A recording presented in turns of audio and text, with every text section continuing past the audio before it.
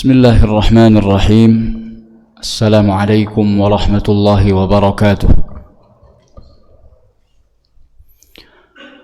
الحمد لله رب العالمين، وصلى الله وسلم وبارك على نبينا محمد وعلى آله وصحبه أجمعين، أما بعد. قال الله سبحانه: يا أيها الذين آمنوا اتقوا الله وقولوا قولا سديدا. وقال تعالى أيضا: يا أيها الذين آمنوا أطيعوا الله وأطيعوا الرسول وأولي الأمر منكم. وقال النبي صلى الله عليه وسلم: الدين النصيحة. قلنا: لمن يا رسول الله؟ قال: لله ولرسوله ولكتابه ولأئمة المسلمين وعامتهم، أو كما قال النبي صلى الله عليه وسلم. Kaum muslimin dan muslimat rahimani wa rahimakumullah, alhamdulillah,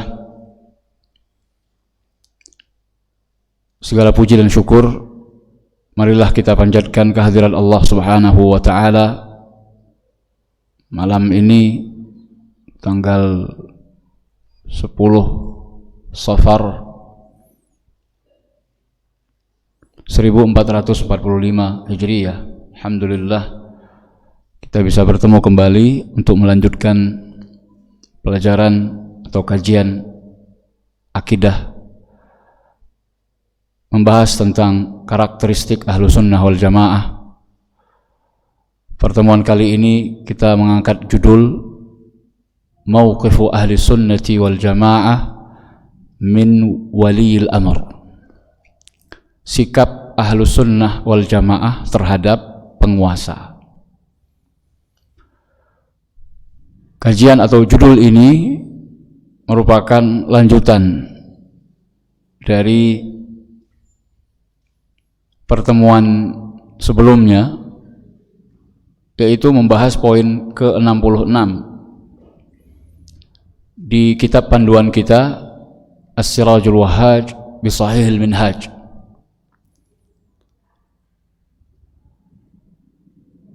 Kitab yang menerangkan tentang akidah Ahlussunnah wal Jamaah yang disusun oleh Syekh Abdul Hasan Mustafa bin Ismail As-Sulaimani Al-Ma'ribi hafizahullah ta'ala, yaitu tentang berlepas dirinya Ahlussunnah wal Jamaah dari pemikiran Khawarij. Di mana pada pertemuan yang lalu, di antara bahkan yang utama dari pemahaman golongan Khawarij adalah mereka mengkafirkan pelaku dosa besar.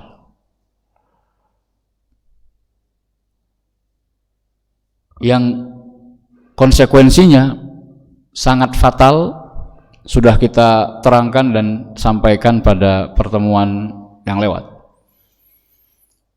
yaitu kalau sudah mengkafirkan pelaku dosa besar, berarti saudaranya sendiri, kaum muslimin, dikafirkan. Dengan demikian, maka kalau sudah kafir jadi halal darahnya, maka timbullah permasalahan-permasalahan yang sampai sekarang belum usai, dan kita tidak tahu akan menjadi seperti apa. Dulu pernah ada Al-Qaeda, setelah Al-Qaeda ISIS, nanti setelah ISIS apalagi, wallahu a'lam. Tapi yang jelas pemikirannya serupa, berada di bawah atau berada di atas landasan yang sama, mengkafirkan kaum muslimin hanya gara-gara mereka tidak berbaiat kepada pimpinannya. Kemudian berikutnya malam ini yang ada hubungannya dengan pemikiran atau pemahaman Khawarij adalah bagaimana sikap mereka terhadap penguasa. Syekh penulis mengatakan, wa amma bara'atuhum min dinil khawarij alladzina yukaffiruna bil kabirah. Ini sudah yang mereka mengkafirkan kaum muslimin hanya gara-gara melakukan dosa besar. Kemudian berikutnya, wa yakhrujuna 'alal ummati bis-sayf. Orang-orang khawarij yang menyempal dari Ahlus Sunnah wal Jamaah, mereka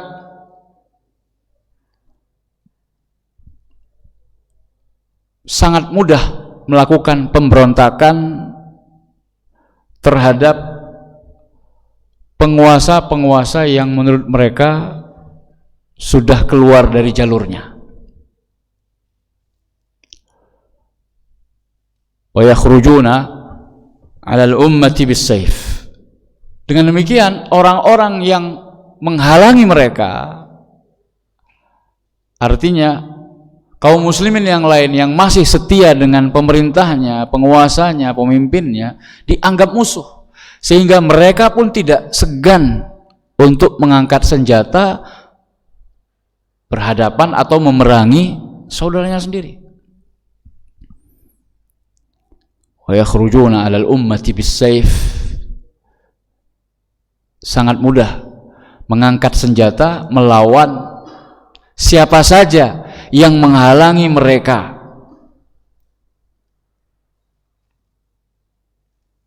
Nah, ini sangat bahaya sekali. Padahal kita diperintah untuk bersatu di bawah pemimpin atau penguasa kita yang sudah kita pasrahi, yang sudah kita serahkan amanahnya untuk mengurus sebuah negeri. Kaum muslimin dan muslimat rahimani wa rahimakumullah, kita akan menyelesaikan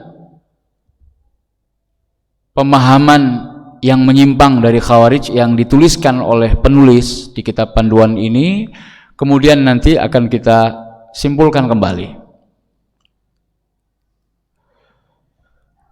Yang kedua, wa yakhrujuna 'alal ummah bis-sayf. Mereka orang-orang Khawarij itu sangat mudah untuk mengangkat senjata, memerangi umat. Gara-gara umat itu pro kepada pemimpin atau penguasa yang mereka anggap telah kafir. Dan ini secara sejarah telah terjadi berulang kali.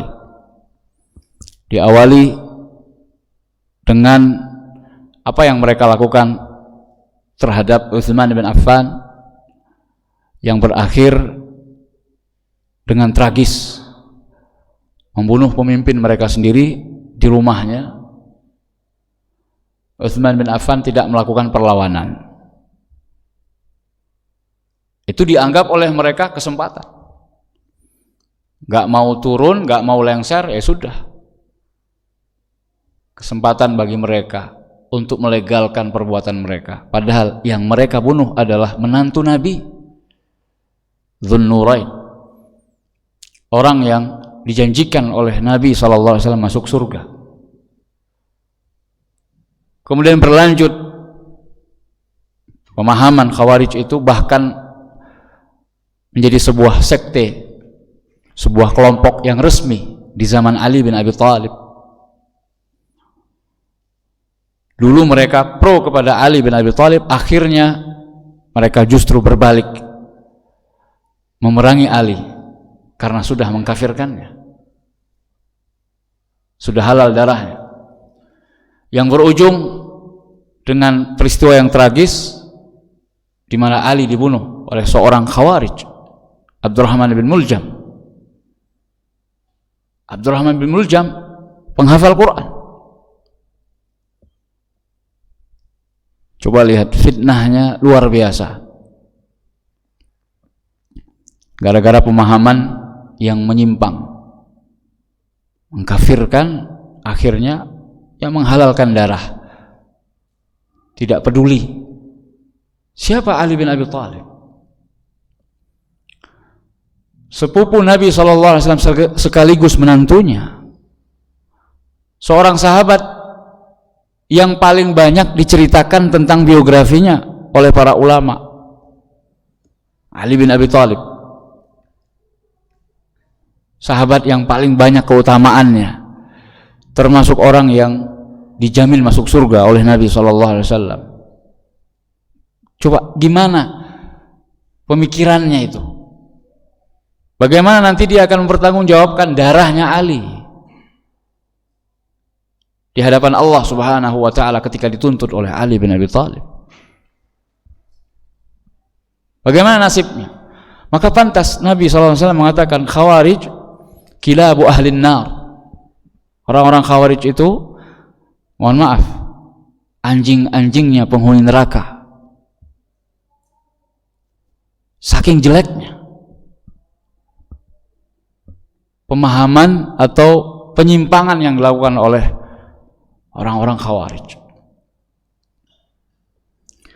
Kemudian yang ketiga, menurut urutan yang disampaikan oleh penulis kitab panduan kita, wa yal'anuna al-hukam al-muslimin. Di antara pemahaman yang menyimpang dari Khawarij adalah di mana Ahlus Sunnah wal Jamaah wajib untuk berlepas diri dari pemahaman seperti itu adalah mereka melaknat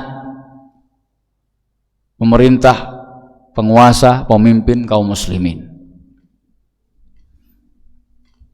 Di antara syiar atau semboyan atau hal-hal yang biasa dilakukan oleh orang-orang yang memiliki pemahaman Khawarij itu adalah suka melaknat penguasa.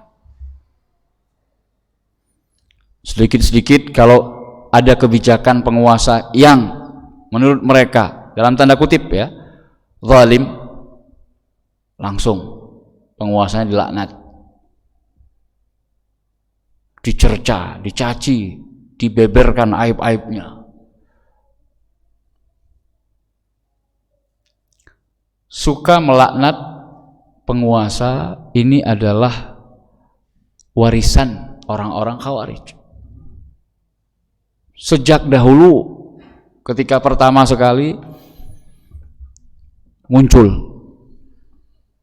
mereka tidak senang dengan kebijakan kekuasaan yang dijalankan oleh Utsman bin Affan. Mereka menganggap Utsman bin Affan telah melakukan nepotisme karena dia telah mengangkat gubernur-gubernur, orang-orang yang mengurusi daerah-daerah di kekuasaan Islam pada waktu itu. Yang dia utus, yang dia angkat adalah dari kaum kerabatnya, dari Bani Umayyah. Salah satu contoh terbesar mereka adalah Muawiyah yang diangkat jadi gubernur di Syam, daerah-daerah strategis menurut mereka.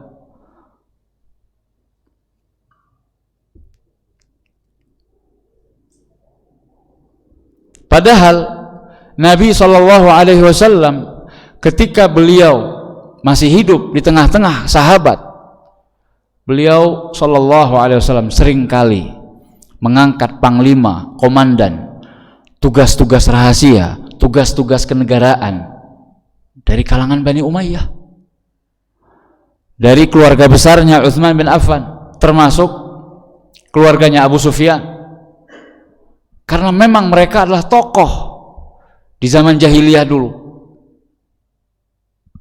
dan Rasulullah SAW paham itu. Maka diteruskan oleh Rasul SAW ketika mereka sudah masuk Islam. Nabi mempercayakan, memberikan amanah berupa tugas-tugas yang besar, memimpin pasukan khusus, memimpin pasukan umum, memimpin pasukan yang sebelah kanan, sebelah kiri. Diatur oleh Nabi dan orang-orangnya diangkat. Dan kebanyakannya adalah dari Bani Umayyah. Hal itu diteruskan oleh Utsman bin Affan. Lalu apa salahnya? Karena Utsman bin Affan bukan hanya melihat dia dari keluarga dekat atau memiliki hubungan kekerabatan, tetapi punya kompetensi, memiliki kapasitas untuk memimpin. Sebagaimana dulu Rasul SAW telah mempercayakan tugas-tugas itu. Lalu apa salahnya Utsman meneruskan itu? Tidak lain karena iri, dengki, hasad, atau istilah bahasa kekinian sekarang, barisan sakit hati. Gara-gara kok bukan saya yang ditunjuk, akhirnya cari-cari celah, cari-cari gimana caranya untuk menjatuhkan. Subhanallah, jatuh.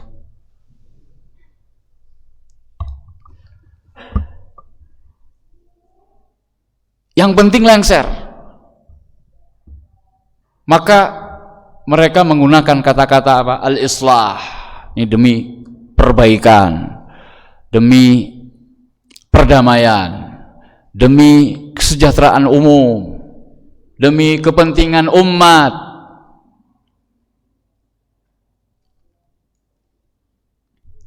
Akhirnya apa yang terjadi? Kerusakan demi kerusakan, sedikit demi sedikit.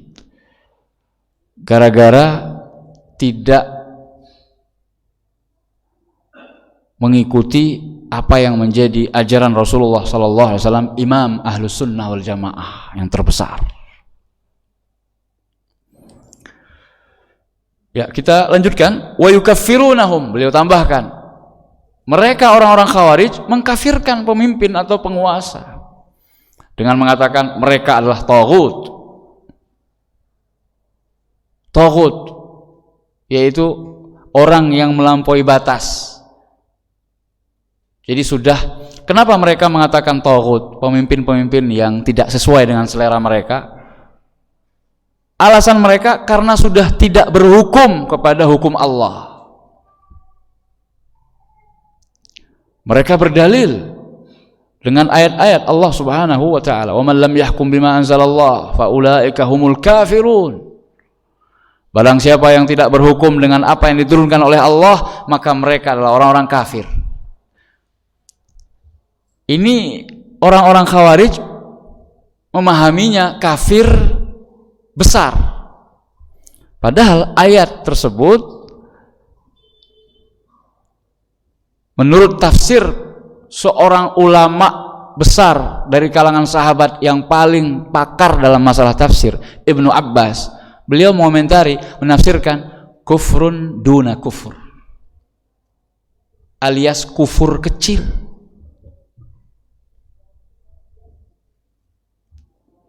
Seperti kufur nikmat. Orang yang mengkufuri nikmat Allah dengan menganggap bahwasanya nikmat itu, lupa kalau nikmat itu dari Allah, dia hanya ingat itu hasil kerja keras dia, usaha dia yang cemerlang. Ini kufur nikmat. Kemudian salah satu bentuk kufur nikmat ketika sudah mendapatkan kenikmatan berupa harta yang sudah mencapai nisab, kemudian sudah setahun dia pegang, kan wajib dikeluarkan zakatnya. Ketika dia tidak mengeluarkan zakatnya, kufur nikmat. Apakah kafir keluar dari Islam orang yang tidak bayar zakat? Tidak serta-merta. Apakah langsung kafir orang yang tidak berhukum dengan hukum Allah Subhanahu wa taala? Tidak serta-merta. Dilihat dulu kasus per kasusnya, berbeda. Jangan gebiah uyah. Tidak boleh menggeneralisir. Ulama tafsir saja mengatakan itu kufrun duna kufur, kufur kecil, bukan kufur yang mengeluarkan seseorang dari keislaman. Seperti kufurnya seorang istri atas nikmat suami, itu kan diistilahkan oleh Nabi SAW dengan yakfurnal ashir. Ketika Nabi menyampaikan sebuah berita yang seharusnya menjadi perhatian bagi kaum wanita, bahwasanya inna aktsara ahlin nar minan nisa, sesungguhnya Penduduk neraka yang paling banyak itu berasal dari kaum wanita. Itu mengherankan para sahabat. Kenapa demikian ya Rasulullah? Rasul menyebutkan alasannya. Salah satunya adalah li'annahunna yakfurnal ashir, karena mereka kebanyakannya adalah mengkufuri nikmat pasangan mereka, suami mereka, mengkufuri pemberian suami mereka. Di antara bentuknya adalah seorang istri yang telah diberi berbagai macam pemberian oleh suaminya, kebaikan suaminya luar biasa sepanjang tahun sejak menikah. Kemudian pada suatu hari suaminya melakukan kesalahan, lalu sang istri pun mengatakan, ma wajadtu minka khairan qat, aku tidak pernah menemukan kebaikan sedikit pun darimu wahai suamiku. Ini adalah bentuk kekufuran seorang istri terhadap suami. Nah, ketika dikatakan kufur seperti itu, apakah si istri tersebut keluar dari Islam? Kan tidak. Itu namanya kufur nikmat.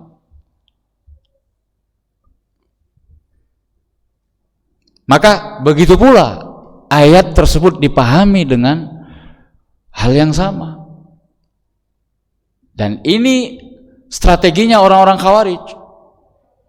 Mereka menggunakan ayat tersebut karena ada kata-kata kafirnya, padahal ada dua ayat yang lain di surat yang sama. Wa man lam yahkum bima anzalallahu faulaika humul fasiqun. Wa man lam yahkum bima anzalallahu faulaika humul zalimun. Baru al-kafirun. Jadi di sana ada hukumnya, statusnya fasik, zalim, kafir. Nah, ini yang disenangi orang-orang Khawarij, ya kafir. Yang suka mengkafar kafirkan itu. Kafir, kafir, kafir. Mereka seakan-akan tutup mata, buta, atau pura-pura tidak tahu kalau ada ayat yang sama, depannya, belakangnya beda, di surat yang sama. Dan ketiga-tiganya berbicara sebenarnya tentang kaum umat sebelum kita. Berarti harus adil dong. Makanya kembali ketika mengatakan kita berpegang kepada Al-Quran dan Sunnah, nggak cukup berhenti sampai di situ. Tetapi dengan pemahaman siapa?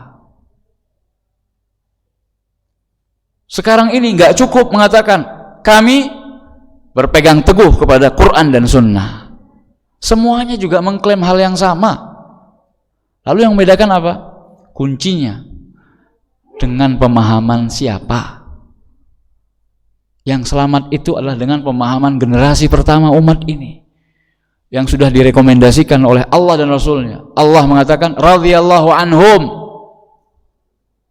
Allah ridha terhadap mereka, padahal mereka masih hidup. Ketika ayat itu turun kan para sahabat masih hidup. Radhiyallahu anhum, Allah meridhai mereka. Mereka di situ adalah para sahabat, dan para sahabat masih hidup. Ini artinya Allah Maha tahu kalau seandainya mereka pun mati nanti setelah wahyu itu terputus, alias setelah Nabi SAW diwafatkan oleh Allah, Allah tahu keadaan hati mereka. Allah tahu bagaimana mereka nanti akan mati di atas apa. Apakah masih di atas keimanan atau tidak? Allah tahu, sudah dijamin sama Allah. Dan ternyata tidak ada satupun sahabat yang mati kecuali mati di atas keimanan, mati sebagaimana di atas keyakinan Rasulnya. Makanya Allah beri rekomendasi radhiyallahu anhum, sehingga jalan hidup mereka itu harus menjadi contoh bagi kita. Adapun perselisihan, pertikaian di antara mereka, yang namanya manusia nggak maksum.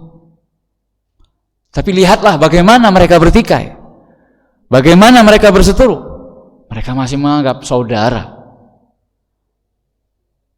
Perseteruan terbesar, peperangan terbesar sepanjang sejarah kaum muslimin, yang era atau zamannya tidak jauh dari era kenabian, yang terjadi di kalangan sahabat. Perang antara Ali dan Muawiyah radhiyallahu anhum. Itu sudah berlalu, sudah selesai. Masing-masing akan mempertanggungjawabkan perbuatannya. Kita tetap menghormati mereka karena mereka adalah sebaik-baik generasi yang pernah menemani Rasul yang terakhir, Rasul yang paling utama, Nabi kita Muhammad sallallahu alaihi wasallam. Duna ruju' li tafsiris salaf. Beliau menambahkan, mereka orang-orang Khawarij mudah sekali mengkafirkan penguasa tanpa kembali kepada rincian para ulama terdahulu. Jadi di sana ada perincian kapan umat ini boleh mengangkat senjata untuk melawan ketidakadilan atau kezaliman dari penguasanya. Jika melihat kekufuran, kekafiran yang nyata dari penguasanya. Selama penguasanya, pemimpinnya masih sholat, kemudian membebaskan kita untuk menjalankan ibadah atau agama kita sesuai dengan keimanan kita, maka harus ditaati, harus didengar, harus dipatuhi. Nanti insya Allah akan kita sampaikan rangkuman bagaimana sikap Ahlus Sunnah wal Jamaah terhadap penguasa. Ini kita baca dulu matan dari kitab panduan kita menurut penulis. Wa yukaffiruna aw yudhalliluna man la yuwafiquhum. Nah, ini sistem MLM dalam pengkafiran. Mereka orang-orang Khawarij mengkafirkan atau menyesatkan orang-orang yang tidak sepaham dengan mereka. Nah, ini juga bahaya. Inilah yang menjadikan gerakan ini masif. Kita sudah pernah mencontohkan. Pelaku dosa besar menurut orang Khawarij kafir. Yang tidak mengkafirkan pelaku dosa besar kafir. Ketika orang Khawarij sudah menyatakan pemimpin A, penguasa B kafir, maka orang-orang yang tidak mengkafirkan penguasa A, pemimpin B kafir. Kan jelas banget MLM-nya. Dan ini bahaya yang luar biasa. Makanya diwanti-wanti oleh Nabi SAW penyimpangan yang dilakukan oleh gerakan Khawarij ini. Nabi SAW pernah menggambarkan, mengilustrasikan, yamruqun minad din kama yamruqus sahmu minar ramiyah. Mereka keluar dari agama ini. Jadi dinyatakan oleh Nabi SAW, dihukumi oleh Nabi, orang-orang yang memiliki pemahaman seperti itu keluar dari agama Islam. Mereka keluar jauh dari agama ini seperti jauh melesatnya anak panah ketika menembus target. Jadi orang kalau berburu itu, ketika anak panahnya tepat pada sasaran dan melekat gitu ya, nggak tembus, maka kita masih bisa melihat bekas-bekas darah dari buruan. Tapi ketika misalnya peluru yang digunakan untuk menembak target, peluru yang sangat besar, kemudian sangat kuat kekuatan dorongannya, maka sampai tembus, itu ketika kita melihat pelurunya yang sudah tembus itu, kita tidak melihat sedikit pun bekas dari tembusannya. Sama seperti ketika menembak target sampai tembus, bolong begitu, maka pelurunya kita tidak melihat ada bekas. Saking cepatnya dia melewati target. Artinya apa? Jauh sekali. Gambaran atau ilustrasi Nabi SAW terhadap orang-orang Khawarij ini dari agama Islam itu sendiri. Mereka mengklaim bagian dari Islam, kaum muslimin, tapi begitu pemahamannya, begitu jauh kesesatan atau penyimpangan yang mereka lakukan. Wa yarawna man da'a lil hakim al-muslim al-ja'ir bis-salah wa in kariha adh-dhulma minhu jabanan amilan. Nah, ini tambahan dari beliau. Mereka menganggap, orang-orang Khawarij itu menganggap bahwa orang yang mendoakan penguasa yang zalim dengan doa kebaikan, walaupun yang berdoa ini tidak setuju dengan kezaliman dari pemimpin tersebut, tetapi dia tetap mendoakan kebaikan untuk pemimpin. Ini anggapan orang-orang Khawarij terhadap orang-orang yang seperti itu, jabanan amilan, pengecut, jaban, pengecut, amilan, antek, kaki-kakinya penguasa, kaki tangannya penguasa.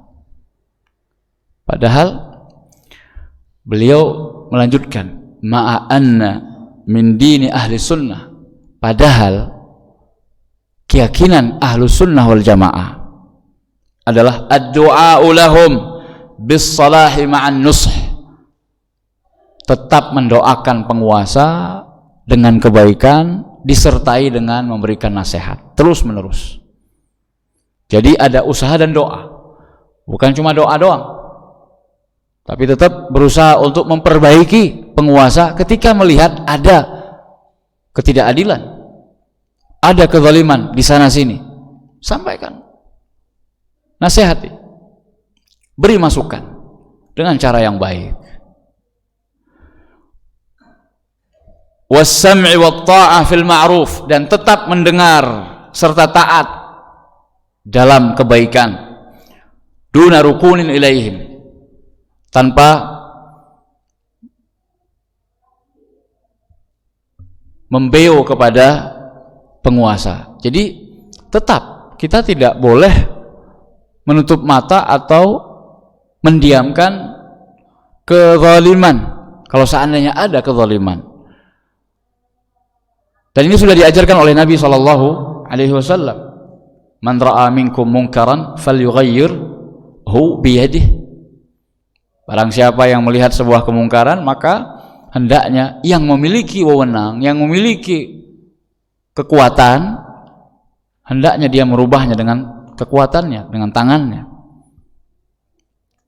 Fa in lam yastati', kalau enggak mampu, fa bilisani, dengan lisannya. Dan inilah yang bisa dilakukan terhadap orang yang punya kekuatan tadi, yaitu penguasa. Kita sampaikan dengan lisan kita bil ma'ruf, dengan cara yang baik. Fa in lam yastati', kalau enggak mampu juga, fa bi qalbi. Hadzalika adhaful iman.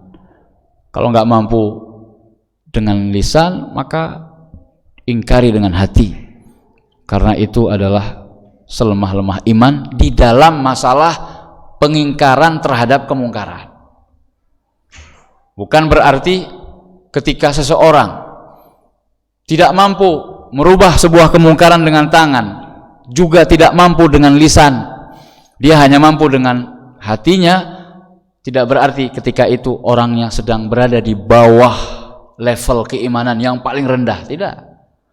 Bisa jadi dia adalah orang yang paling tinggi dan kuat keimanannya, tapi untuk masalah mengingkari kemungkaran dia hanya mampu dengan hati. Maka di saat itu, untuk masalah mengingkari kemungkaran, level keimanannya yang paling rendah. Kaum muslimin dan muslimat rahimani wa rahimakumullah. Beliau membawakan referensi, rujukan dari mana hal-hal tersebut itu beliau sampaikan dan beliau tegaskan sebagai i'tiqad, keyakinan yang beliau yakini sekaligus menjadi keyakinan Ahlus Sunnah wal Jamaah. Kama sarraha binahwi dzalika al-Barbahari, seperti yang telah ditegaskan oleh ulama sebelum beliau. Di antaranya yang paling terkenal adalah Al-Imam Al-Barbahari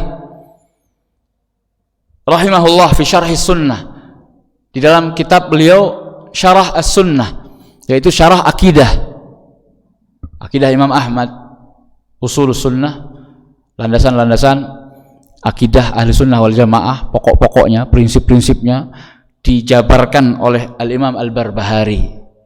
Ini sangat terkenal sekali, kitab beliau jadi rujukan untuk pembicaraan masalah akidah Ahli Sunnah wal Jamaah. Beliau tutup pembahasan tentang Khawarij, fal bara'atu minhum takunu bitarki dzalik. Maka usaha berlepas diri dari pemahaman Khawarij yang menyimpang itu adalah dengan cara meninggalkan pemahaman mereka, lawan dari pemahaman mereka.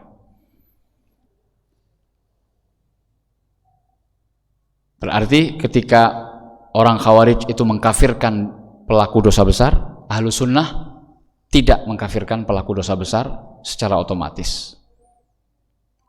Selama dosa yang dilakukan tidak sampai kepada taraf membatalkan keislamannya, maka selama itu pula dia masih muslim walaupun melakukan dosa besar sebesar gunung Uhud sekalipun.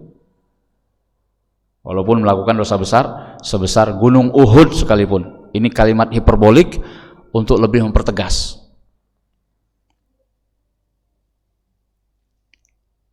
Kemudian ketika orang-orang Khawarij mudah menumpahkan darah kaum muslimin gara-gara telah mengkafirkan mereka, maka Ahlus Sunnah wal Jamaah berlepas diri dari itu, jauh dari yang demikian itu.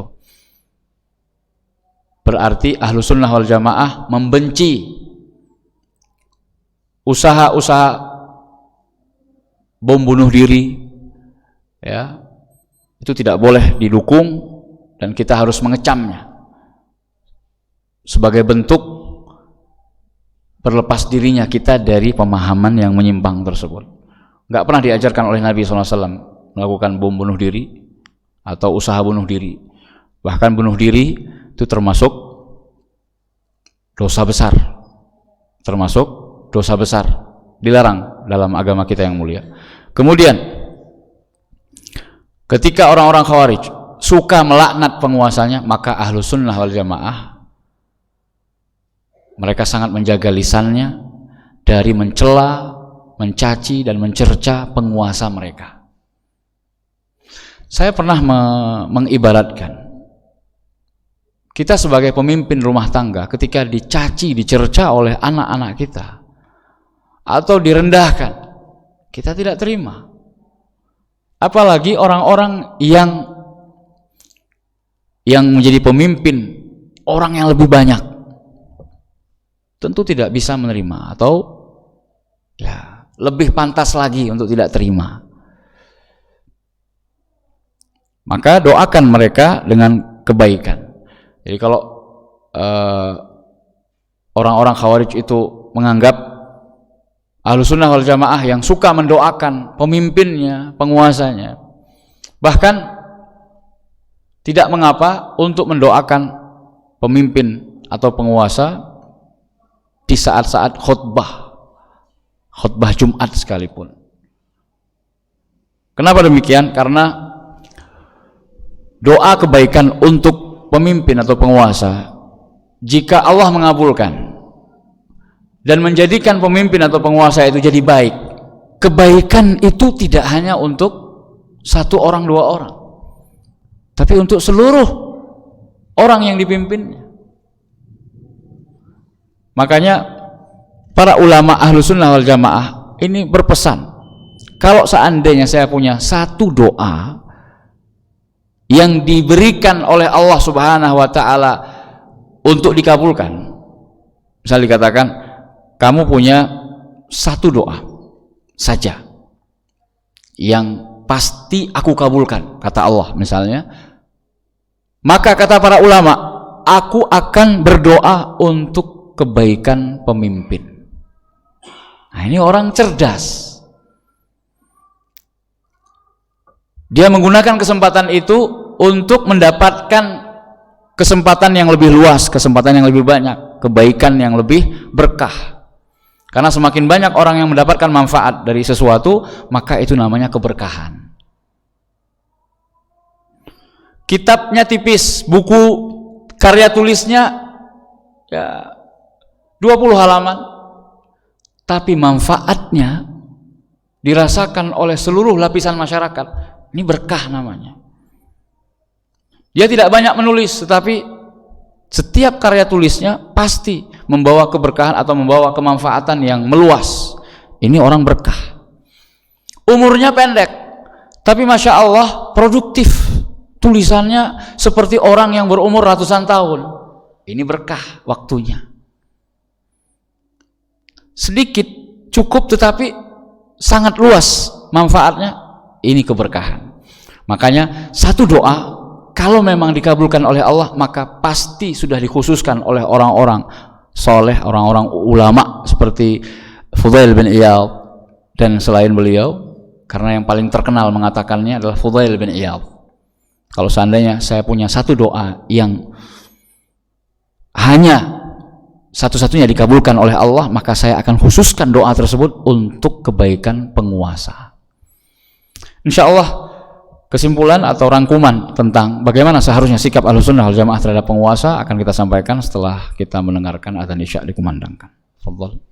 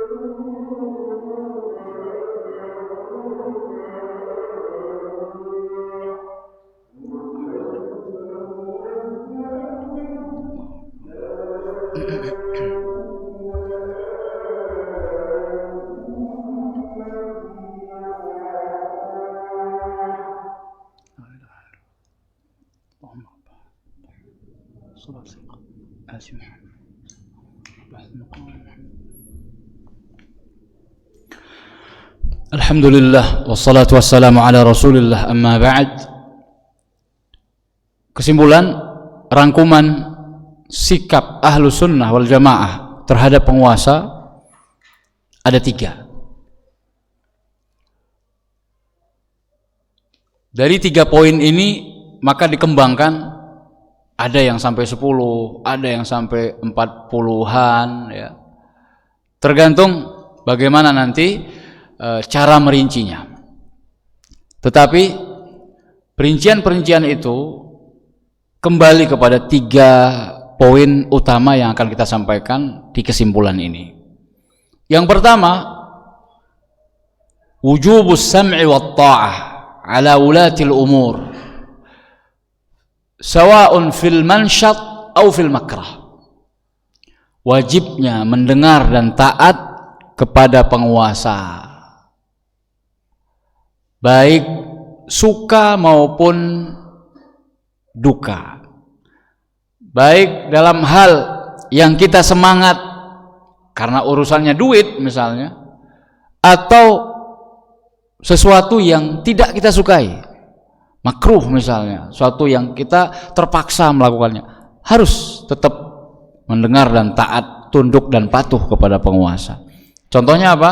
Ketika diserukan jihad, penguasa kita menyerukan jihad, wajib militer misalnya, karena situasi negara yang tidak aman, tidak kondusif, maka terpaksa ataupun tidak mau harus tetap tunduk dan patuh, mendengar dan taat. Dalilnya ayat yang tadi kita bacakan di muqaddimah, ya ayyuhalladzina amanu athi'ullaha wa athi'ur rasul wa ulil amri minkum. Wahai orang-orang yang beriman, taatlah kalian kepada Allah, taatlah kalian kepada Rasul dan orang-orang yang mengurusi urusan kalian, ulil amr, pemimpin kalian, penguasa kalian. Fa in tanaza'tum fi syai'in farudduhu ila Allah war Rasul. Kalau kalian bertentangan di dalam sebuah perkara, yang satu pro, yang satu kontra, maka kembalilah ke urusan tersebut kepada Allah dan Rasulnya. Kembalikan kepada Allah dan Rasulnya. Di sini tidak dikatakan kembalikan kepada walil amr. Ini menunjukkan, orang-orang yang mengatakan itu menunjukkan kalau kita enggak harus mengembalikannya kepada penguasa. Jadi masing-masing boleh. Justru sebenarnya kembalikan kepada Allah dan Rasulnya. Apa kata Allah, apa kata Rasul? Kembalikan ke ayat di awal, ya ayyuhalladzina amanu athi'ullaha wa athi'ur rasul wa ulil amri minkum. Jadi ketika ada masalah di mana kita di kalangan bawah, rakyat, sesama rakyat itu bertentangan, ada yang pro, ada yang kontra, maka kembalikan urusannya kepada pemerintah kita yang mengambil keputusan. Karena keputusan dari al-amir adalah solusi untuk sebuah pertentangan atau perselisihan. Yang satu kepengen lewat jalur Pantura, satunya lagi kepengen lewat jalur selatan. Makanya ketika safar, di rombongan itu harus ada amir, harus ada pemimpin. Ketika mendapatkan pertentangan atau pertikaian atau perbedaan pendapat, berselisih, jamaah berselisih, maka amir, kalau kita di travel itu tour leader, pemimpinnya yang mengambil keputusan. Karena sudah disahkan atau ditetapkan dia sebagai pemimpin rombongan, sebagai TL, sebagai amir, apapun istilahnya, kita harus sama'an wa ta'ah, harus mendengar dan taat. Itulah fungsinya seorang imam itu diangkat, pemimpin itu ditetapkan untuk ditaati.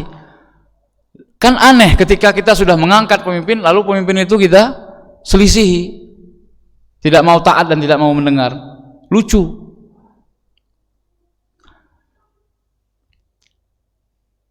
In kuntum tu'minuna billahi wal yaumil akhir. Kalau kalian benar-benar beriman kepada Allah dan hari akhir. Dikaitkan ketaatan kepada pemimpin ini, penguasa, dengan keimanan kita. Dzalika khairun wa ahsanu ta'wila. Demikianlah yang lebih baik akibatnya. Ayat ini kalau pelajarannya atau kajiannya tafsir, maka akan sangat banyak pengembangannya, ya, penjelasannya. Kemudian cukuplah hadis Nabi SAW dari Ubadah bin Samit. Nabi SAW pernah bersabda, atau Ubadah bin Samit mengatakan, bay'ana ala sam'i wa ta'ah. Rasul SAW membaiat kami untuk tetap mendengar dan taat kepada pemimpin, fi mansyatina wa makrahina, pada saat suka dan duka, wa usrina wa yusrina wa athratan alaina, saat apapun, kondisi seperti apapun. Wa an la nunazi'al amra ahlah, dan kami dilarang oleh Nabi untuk tidak taat kepada atau merebut kekuasaan, melakukan kudeta. Dilarang oleh Nabi SAW terhadap pemimpin yang sah. Illa antarau kufran bawahan, kecuali kalau kalian melihat kekufuran yang nyata dari pemimpin atau penguasa kalian. Indakum minallahi fihi burhan, supaya di depan Allah, di hadapan Allah, menjadi sesuatu yang bisa kita jadikan sebagai argumentasi. Rawahul Bukhari wa Muslim, hadis Imam Bukhari dan Muslim. Ini yang pertama, perinciannya termasuk ketika berjihad, perang fisabilillah, itu harus dengan penguasa. Enggak boleh buat masing-masing, bendera masing-masing diangkat ketika jihad, enggak bisa. Harus berada di bawah bendera penguasa. Kita berarti negeri Indonesia. Ya kalau mau jihad, tahta rayat Indonesia. Begitu. Gak bisa buat sendiri-sendiri masing-masing. Lalu apa bedanya? Makanya ketika jihad di Suriah, tidak boleh tanpa izin penguasa. Nanti sesampai di sana, Anda akan pilih jihad di bawah bendera siapa? Al-Qaeda atau ISIS? Gak jelas. Maka tanpa izin penguasa nggak boleh, nggak sah jihad. Termasuk bayar zakat, sah hukumnya. Kita harus meyakini boleh kita bayarkan melewati atau lewat lembaga-lembaga yang sudah dibentuk oleh pemerintah, oleh penguasa, sah. Walaupun, jadi ini penting, wajib tunduk dan taat kepada penguasa walaupun penguasanya zalim. Apalagi kalau penguasanya soleh, penguasanya adil, lebih wajib lagi. Ketika zalim sekalipun wajib untuk ditaati. Kemudian yang kedua, menasehati penguasa. Rasul SAW pernah bersabda, man arada an yansah lidhi sultan bi amrin, barang siapa yang ingin memberikan nasihat kepada penguasa sebuah perkara, fala yubdilahu alaniyah, maka jangan sampaikan nasihat itu secara terang-terangan. Walakin liyakhudha biyadih, akan tetapi pegang tangannya, fayakhluwa bih, lalu empat mata dengannya, istilah kita japri. Fa in qabila minhu fadhak, kalau dia menerima nasihat kita, maka itulah yang diharapkan. Wa illa kana qad adda alladhi alaih, kalaupun tidak diterima nasihatnya, maka sudah lepas tanggung jawab orang yang memberikan nasihat, maka tidak perlu dipublis. Nasihat terhadap kebijakan penguasa yang dirasa menzalimi rakyat atau apa, silahkan sampaikan, tetapi dengan cara yang baik. Cara yang baik adalah biar penguasa itu saja yang tahu, nggak perlu tahu siapa yang memberikan nasihat. Nah, ini untuk menjaga keikhlasan kita. Kemudian yang terakhir, mendoakan penguasa. Inilah sikap Ahlus Sunnah wal Jamaah secara garis besar terhadap penguasa, taat, tunduk dan patuh serta mendengar apa yang menjadi kebijakan penguasa walaupun zalim sekalipun. Hak kita yang tidak ditunaikan oleh penguasa, kita minta kepada Allah Subhanahu wa taala. Kewajiban kita taati dia. Yang kedua, nasihati. Baik sesuatu yang sudah baik, beri nasihat terus supaya terus tambah baik. Kalau buruk, nasihati, beri masukan yang baik. Diterima alhamdulillah, enggak diterima sudah lepas tanggung jawab. Yang ketiga, doakan kebaikan buat pemimpin kita, atau tahun depan ketika kita mengadakan pemilihan, maka kita berdoa kepada Allah Subhanahu wa taala agar negeri kita ini diberi pemimpin yang adil, diberi pemimpin yang ya menjadi harapan rakyat. Ya, jadi menjadikan negeri ini sebagai negeri yang tambah makmur, makin baik ke depan. Insyaallah kita harus optimis, jangan pesimis. Ya, insyaallah negeri kita kaum muslimin terbesar di dunia. Mudah-mudahan satu saja doa dari kaum muslimin itu dikabulkan oleh Allah Subhanahu wa taala, Masya Allah, untuk kebaikan kita semua. Demikian jamaah kaum muslimin dan muslimat rahimakumullah, kajian kita tentang sikap Ahlus Sunnah wal Jamaah terhadap penguasa. Insyaallah di beberapa pertemuan mendatang kita akan teruskan bagaimana karakteristik Ahlus Sunnah wal Jamaah menurut Al-Quran dan Sunnah yang dipahami dengan pemahaman para sahabat. Insyaallah semoga Allah memanjangkan umur kita dalam ketaatan dan Allah menerima amal-amal soleh kita. Amin ya rabbal alamin. Kita tutup dengan doa kafaratul majlis. Subhanakallahumma wa bihamdika asyhadu an la ilaha illa anta astaghfiruka wa atubu ilaik. Assalamualaikum warahmatullahi wabarakatuh.